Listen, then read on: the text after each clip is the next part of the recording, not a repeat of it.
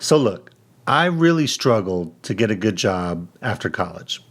I graduated with a computer science degree. I had a 3.4 GPA, which, isn't off the charts, but it's pretty good. But I'd struggled with social anxiety pretty much since a freshman in high school. That was, I think, the first time that I actually remember experiencing it. And so I was really bad at representing myself in these professional interviews, especially right out of college. Like I was terrible at it. So even with a computer science degree, I couldn't get a professional job. So after college, I ended up working at an hourly data entry job making $9 an hour. I mean, yeah, that kind of sucked, right? I mean, there I was, computer science degree, doing data entry for $9 an hour. But I needed to work. I was living on my own and I had bills to pay. So that's what I did. After about 6 months of that, I finally got an offer at my first professional job. It was at a food manufacturing plant, so kind of random, but it was a programming job, and that was kind of in my career path. And it's the first time I'd ever been offered anything kind of in my field. So the salary was actually less than an admin salary, believe it or not, at the time. But hey, it beat data entry, right? So I took it. Overall, the job was going actually pretty well. I really enjoyed the people that I worked with, and I got to do some programming for the first time, which was great.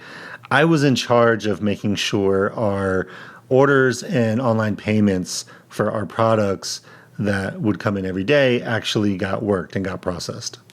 And so what I would do is the process was pretty manual at the time, where it was mostly manual, to where I would have to get the files in, I would have to enter them into a different system, and that's how they would get worked. So being the programmer that I was like, man, this is stupid. Why am I doing this manually? I should just automate this with a little program. So that's what I did. I created a little program that would actually read the files, put the data into the other system, and, pretty much free up my day, because 90% of my day was taken up just processing these things. So it wasn't for some like altruistic, I'm going to add value to the company type thing. I didn't even think in those terms back then. It was more like, how do I make my own life easier by automating this really tedious process that I hate doing, right? So always the spark of innovation comes from the lazy, right? So when I started, the process was like 10% automated and 90% manual, which is why it took me most of the day. By the time I was done, it was 90% automated and 10% manual. So needless to say, I was pretty excited about that. I think overall, I thought it was a pretty huge win, and it was something that I was pretty proud of. But even though I had that huge win, or at least what I thought was a huge win, the company laid me off. And I mean, I guess you could say that I automated myself out of a job, because they're like, why should we pay you when you automated 90% of your work and we can just pay someone else to do the 10%? Actually, at the time, it wasn't really that. At the time, they actually had a big company-wide layoff, and I just happened to be part of it. It wasn't just about me. They laid off a good portion of the total workforce at the company that day. So a funny story, though, about my layoff is that I didn't actually know that I got laid off, because I was off that day.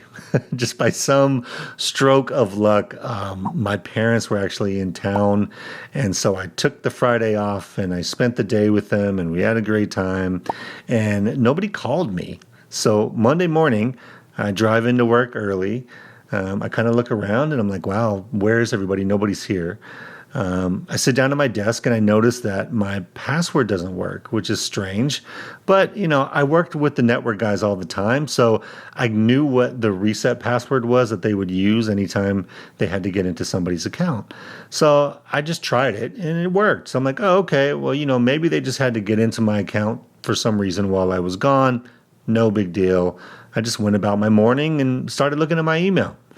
And as I started reading my email from the Friday before, I see all these notes like, meet us in the cafeteria at 3 p.m., mandatory meeting, don't miss it. Like all these weird kind of emails. And I'm thinking to myself, wow, I must have missed some really important stuff. Like I wonder what's going on. Just totally oblivious, like an idiot.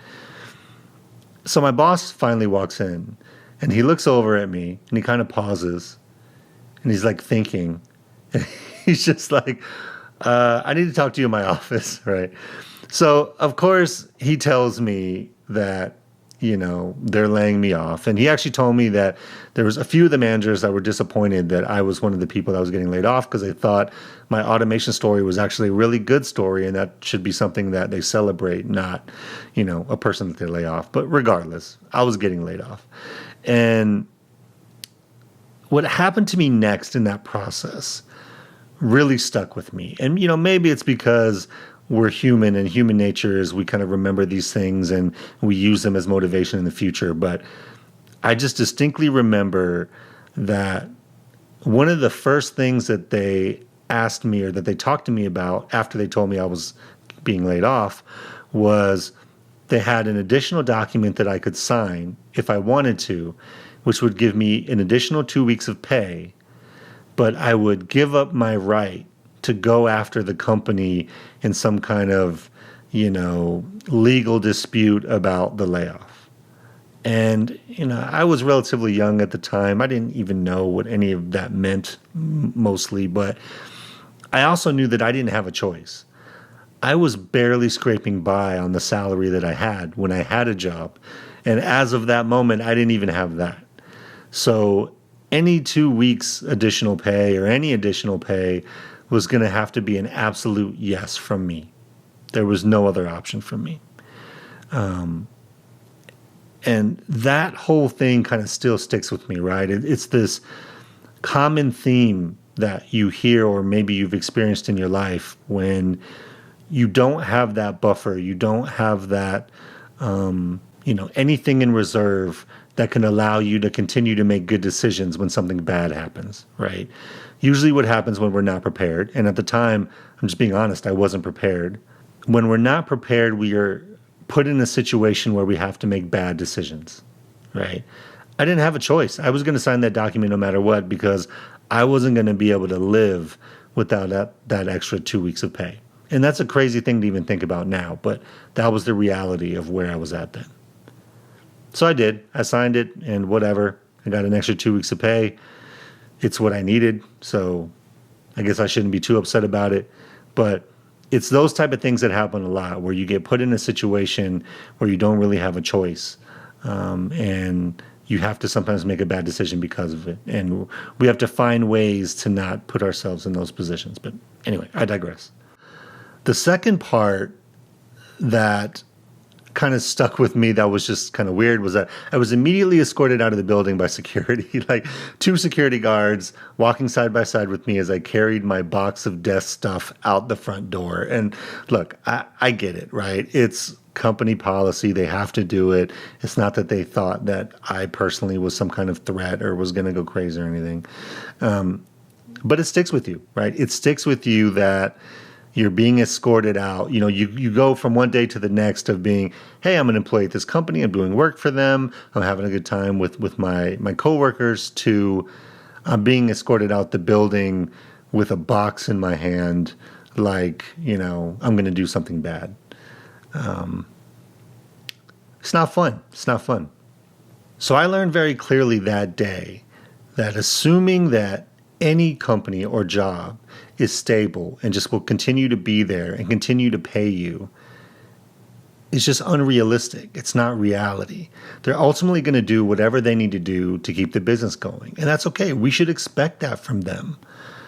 The problem, and what I think is weird, is that we don't expect the same out of ourselves and then we get blindsided because of it. So what I learned from getting laid off are these 3 things. So number 1, you should always prepare for the worst happening. And this is hard when you're starting out. Like I was just starting out. Like I said, I was doing data entry. This is my first professional job. Of course, I didn't have any savings. Of course, I didn't have an emergency fund of 6 months or whatever people like. I was barely scraping by. But preparing for the worst is absolutely critical because if you don't, you're going to usually have to make very bad decisions at very tough times because you have no other option. And the key to being able to prepare for bad times is to do it during the good times, right? Even though I was barely scraping by, I had a lot more opportunity to save when I was getting a steady income and my job was good than trying to, beg and plead for an extra 2 weeks of pay. So absolutely prepare for the worst whenever you can. Now, the second thing that I learned is, of course, the importance of having more than one income. And that's never more apparent whenever that one income that you have is taken away from you suddenly, right? And anybody that's been laid off of a job unexpectedly or, had that one income kind of taken away, you know exactly what I mean. And this is why I've said it before and I'll say it again. If your job is your only income, then it is by far your biggest financial risk that you have right now. It doesn't mean it's going away tomorrow, but just like I said before, preparing for the worst, if you only have one income and it's a job at a company, you absolutely have to start preparing for what you're going to do if that income goes away. So that's number 2. And then number 3, in hindsight, as weird as it sounds, being laid off was probably one of the best things that could have ever happened to my career. And it sounds crazy to even say that. And it's not like it happened immediately, because immediately after I got laid off, it actually got quite a bit worse for me. I was on unemployment for about 6 months after I got laid off. And it got to a point, I was really barely making ends meet. And I was literally paying my next month's rent with the last part of my unemployment money, which is a frightening kind of situation to go through. But right after that is when my, real corporate career started, which ended up changing the trajectory of my whole life and my family's life for the better. It's just crazy how that works sometimes. And, more on that story later. But the point is that it goes to show that a lot of times when we're in our toughest moments, it ends up being a catalyst that leads us to our best moments or the best parts of our life. So if you're struggling with something today, just have hope that it's just an obstacle you have to get through that's going to help lead you to future success. And that's something that can help not only with money-related things, but just life-related things in general. All right, so enough about me automating myself out of a job, being the genius that I am. Let's get to the news stories of the week. Okay, so the first article is from the Wall Street Journal. Headline reads, "What's happening in Sri Lanka? What to know about the protests and economic crisis. President Gotabaya Rajapaksa officially stepped down after emailing his resignation letter from Singapore." Hopefully I pronounced that right. I don't know if I did. So look, I'm not going to act like I'm the most educated person about what's happening in Sri Lanka. I am absolutely not. But I see the news that's happening from there. I see the news from China. I see what's happening in the United States and, the approval rating of the Biden administration and all that stuff. And all those things point to the same big idea for me. It doesn't matter what your belief system is. It doesn't matter what, political ideology you subscribe to or what hopes and dreams you have for the world, right? When you're struggling with money, it becomes the number one most important thing, and everything else gets put off to the side until that is fixed, right?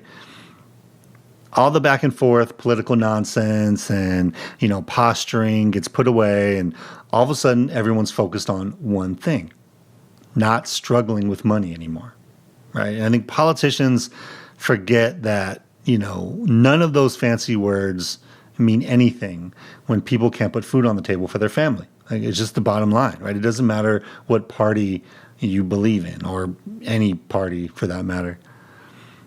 And I just think about my own experience with this, right? I've lived through a similar transition in my own life. The things that I worry about today on a regular basis are absolutely more high level first world problem type things than it was back when I was struggling, living paycheck to paycheck, right?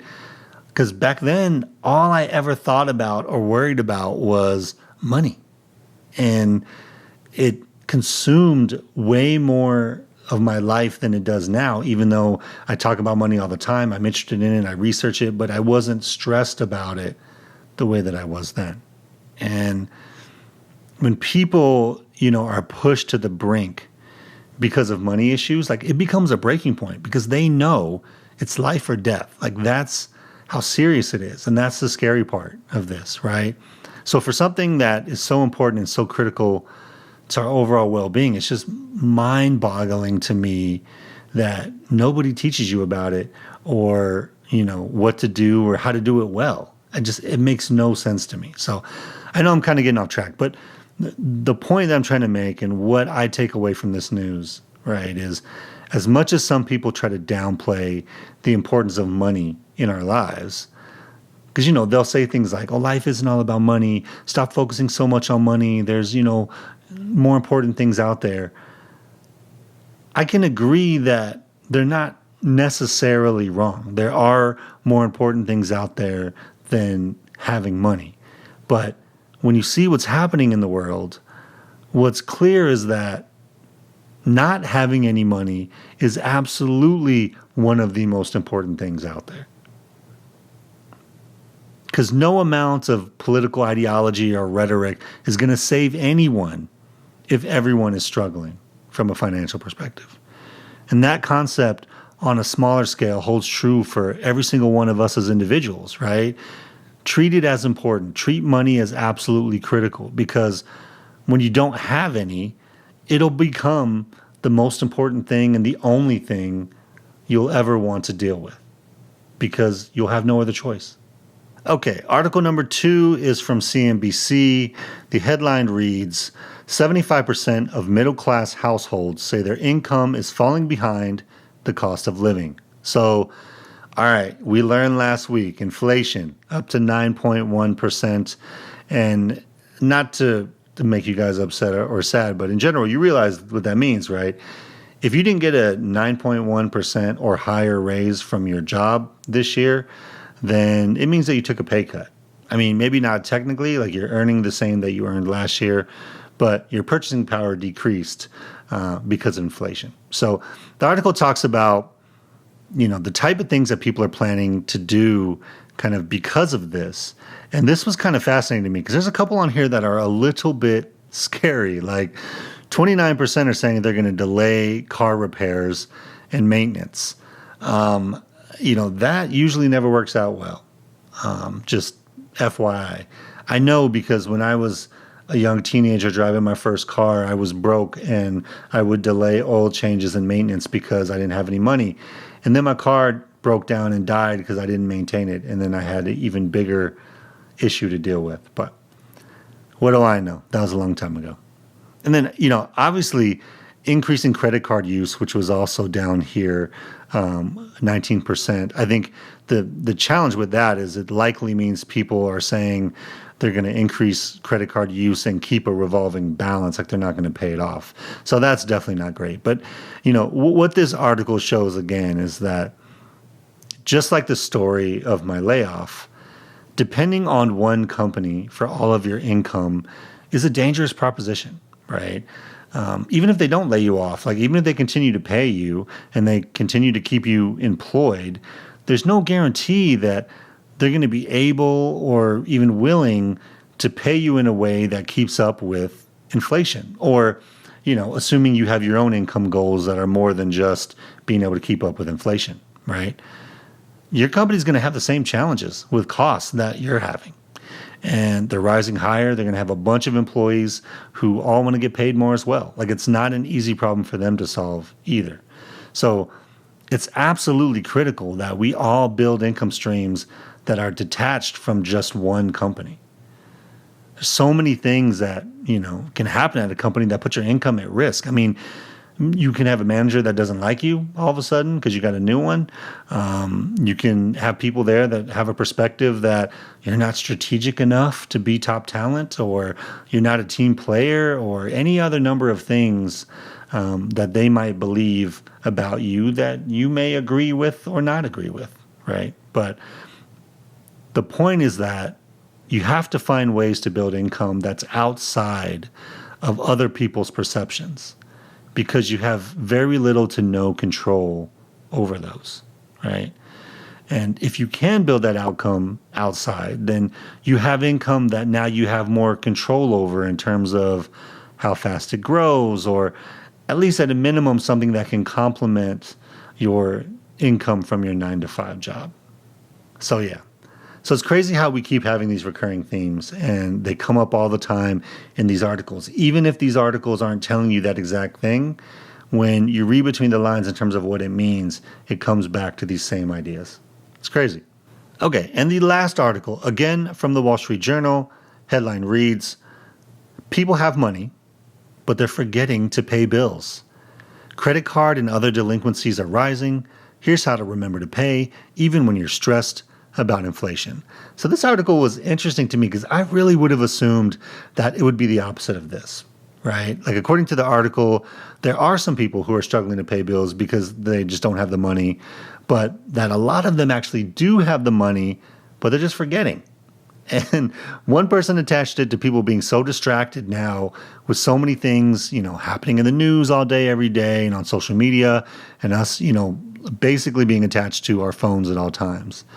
The reason why this is fascinating to me is because, look, ever since I lived paycheck to paycheck, I've been so borderline obsessive about making sure that all of our bills get paid. Like, part of the challenge with this is that if you start, missing payments, then it can negatively affect your financial situation overall, right? Like, it may show up on your credit report, which means your interest rates may go up and may impact your standing with the existing companies you have accounts with. I mean, either way, it's just good practice to make sure that you have everything taken care of each month, because when you start to miss a payment, then those kind of bad things begin to snowball and begin impacting you from a money perspective. So for me, the easiest way to do this, and what I've done for years now, is one, have a monthly budget so that you schedule time out each month to actually manage your budget. It doesn't have to be for a long time. It can be, maybe 5 to 10 minutes a week max, just to make sure that all of your expenses are taken care of each month and they're paid. That just in itself would go a long way. And you can make this even easier on yourself, right? Like, schedule recurring time on your calendar on your phone, or, add monthly reminders on your phone as well that will literally send you a notification to make sure that a bill gets paid. So I still do this every month. I actually have events on my calendar as well as reminders for the same bills, just to make sure I don't miss it when I get busy. I did say that I was borderline obsessive, right? So the point is, even with how busy we are, leveraging technology that we have to make sure that you never miss a payment is just too easy to do these days. So make it easy on yourself. Leverage the technology that's in your pocket. Get it out of your brains and put it in something that's going to alert you whenever you need to do something, and then just do it.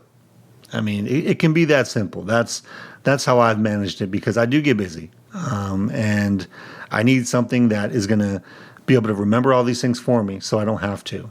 And then I just react to it when it happens. So look, there's too many tools at our disposal nowadays to risk your long-term payment history to something trivial like that. Let the tools do the thinking for you, and just react to it whenever you need to make sure that it gets done. So that's all I have for you guys today. Thanks for listening. Hope you guys have a great day. Keep stacking those wins and building that better life for your family. And I'll see you guys in the next one. Peace.